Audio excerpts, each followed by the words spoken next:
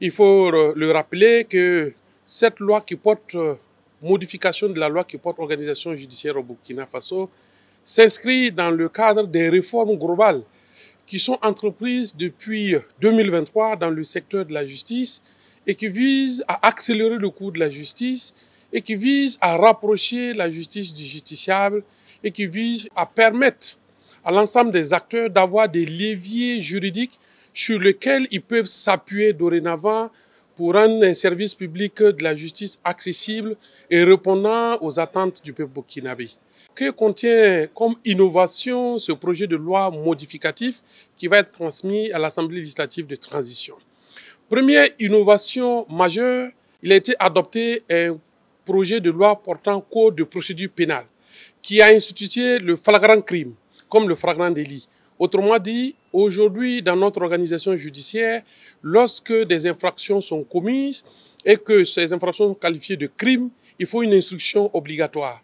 Ce qui faisait qu'on pouvait mettre 10 ans, on pouvait mettre 5 ans, sans qu'un dossier pourtant aussi clair, qui n'est pas encore passé en jugement, beaucoup se posent la question de savoir pourquoi de tels faits, quelquefois qui sont très graves, ne sont pas jugés.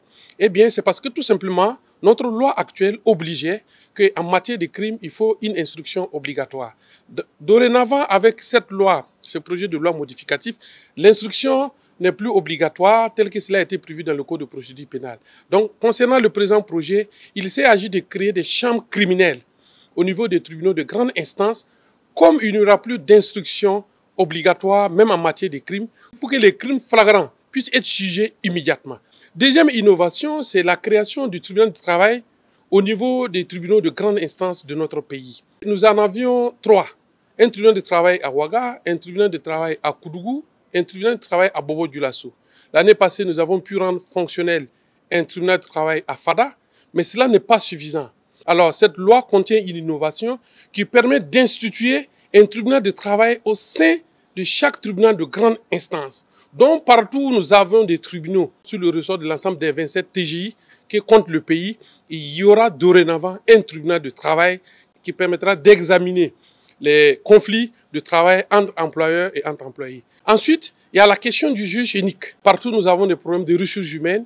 Il faut travailler avec les ressources humaines dont nous disposons actuellement pour résorber le problème. Au niveau de l'opération Kajivite, le juge siège déjà à juge unique. C'est-à-dire que la loi donne cette possibilité déjà.